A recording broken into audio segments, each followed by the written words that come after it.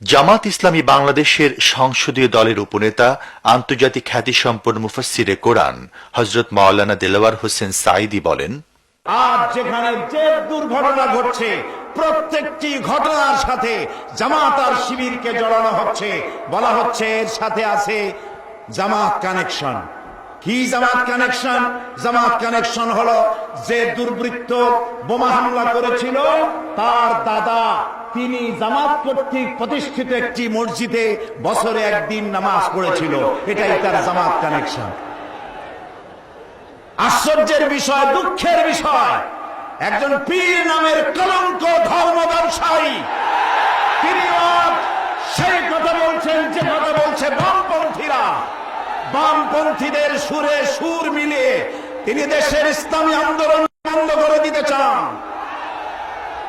জামাত ইসলামী মাওলানা মওদুদীর সাথে মতবিরোধ থাকতে পারে, কিন্তু জামাত ইসলামী কোন ইসলামী দল নয়, এমন কথা পৃথিবীতে কোন বেয়াদব আজ পর্যন্ত বলতে পারে না। আমরা ইসলামী আন্দোলন করি জাহান্নামে যাওয়ার জন্য নয়, কারো কাছ থেকে সার্টিফিকেট গ্রহণ করে জামাত ইসলামী আন্দোলন করতে হবে এমন কাঙ্গালি বনা জামাতের হয় নাই। কাজে আপনি আপনার বক্তব্যের মধ্য দিয়ে আপনি ভারতের দালাল আওয়ামী লীগের ব্রিটিশ প্রমাণ করে দিয়েছেন। আজ বক্তৃতা করার সময় নয়, শুনতে এসেছি আমার নেতার কথা, শুনতে এসেছি জাতিকে যিনি বক্তব্য রাখবেন তার কথা শুনতে এসেছি। আজ পদত্যাগ করো, পদত্যাগ করো। মেজাজ এত খারাপ কেন? কারণ হলো এক বৃদ্ধ গিয়েছিল, বৃদ্ধ মানুষ কবিরাজের কাছে গিয়ে বলছে, কবিরাজ বাবা আমি তো আর আগের মতো চোখে দেখি না, কয় বুড়া হইলো এরকম হয়, আমি তো আর কানেও শুনি না আগের মতো, কয় বুড়া হইলো এরকম হয়, আমি আমার ঘুমও হয় না ঠিক মতো, কয় বুড়া হইলো এরকম হয়। আরে বাবা আমি তো খাইয়াও হজম করতে পারি না, কয় বুড়া হইলো এরকম হয়। বেচারা রাগ করে কবিরাজের গালে ঠাস করে এক চড় মেরেছে।